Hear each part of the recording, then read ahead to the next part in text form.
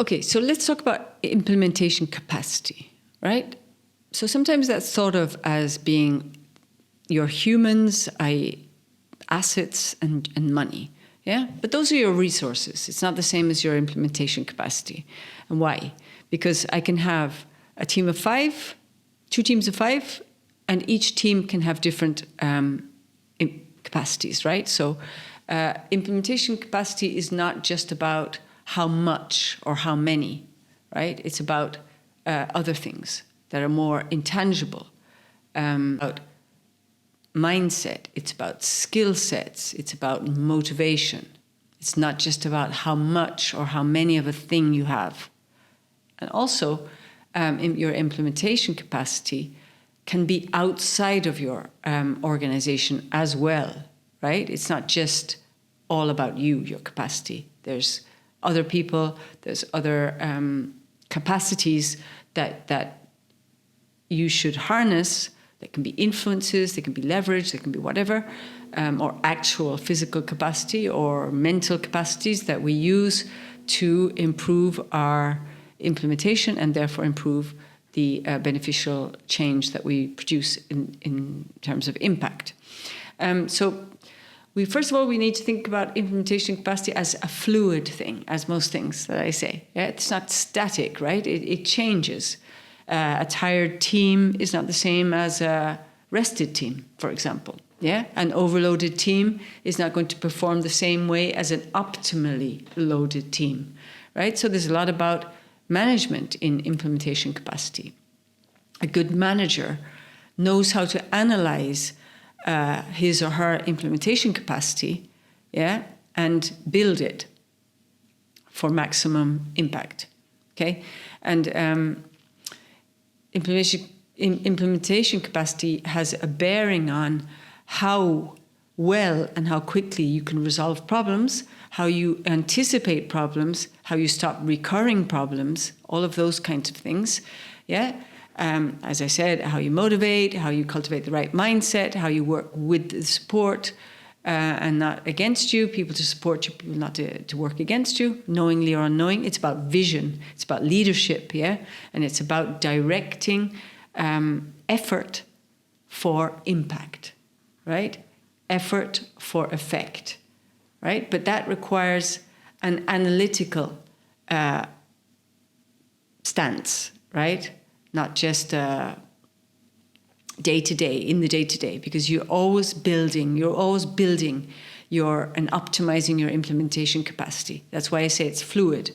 It should start as this when you start, and it should improve. It should be something that you build up, right? It shouldn't diminish. And you need to be always connected to whether it's at what stage it's at, right? As a manager, there's no excuse for not knowing if your team's overloaded. There's no excuse for knowing that you don't have the right skill sets. There's no excuse for demotivated teams, right? There's no excuse for having the wrong people in the wrong positions. Yeah? There's no excuse for them not knowing their priorities. That's your job as a program manager, project coordinator, a leader, whatever, is to be all about building my implementation capacity, because that's the best way that I can build positive change impact for the most people possible.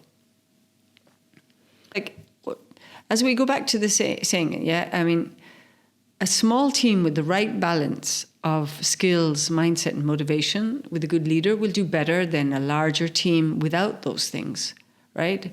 So when you step into a program at the beginning or in the middle or whatever, you always need to be looking at your implementation capacity and how it's working, what's getting in the way, who's getting in the way, and what's missing, right? And are you seeing, as the months go by or the weeks go by, if it's an emergency, are you seeing improvement in your capacity, or is your capacity getting weaker and weaker, right? So you always need to be knowing where it is in the strength continuum, yeah, and how to make it better, right?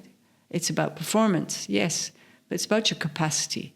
Your capacity will then perform, right? But you have to build your capacity first. Performance doesn't come out of nothing. It comes out of work. Like this purest ideal of motivation that everyone's in it for altruistic reasons, right? That's not what distinguishes a good humanitarian and a bad humanitarian, yeah? You can be in it, in the profession, for reasons that are not altruistic and bring a lot of value to the implementation and the implementation capacity.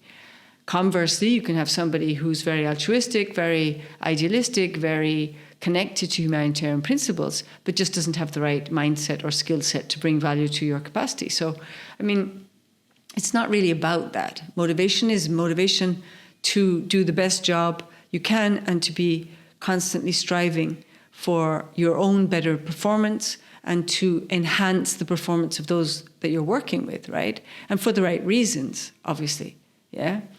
But I mean, if you have people who care about how they work and their quality of work, you'll get better implementation capacity and you'll get